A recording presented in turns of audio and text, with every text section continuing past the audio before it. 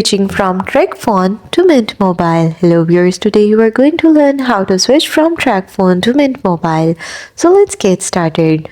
First, check phone compatibility. Use Mint Mobile's online compatibility checker to make sure your current device will work on their network. Then pick a Mint Mobile package plan.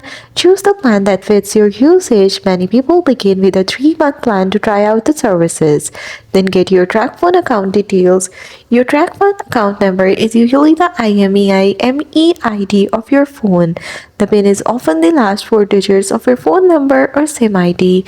If you are unsure, contact Tracfone and support to confirm. Then order a Mint SIM or eSIM. Purchase a Mint Mobile physical SIM card or select an eSIM if your device supports it. Then activate with Mint. Enter the 11-digit activation code from your Mint SIM in the Mint Mobile application or website to begin the setup. Then wait for the number transfer. Once the activation is submitted, your phone number will be moved from Tracfone to Mint Mobile. This may take some time. So that's all. That's how you will be able to switch from Tracfone to Mint Mobile.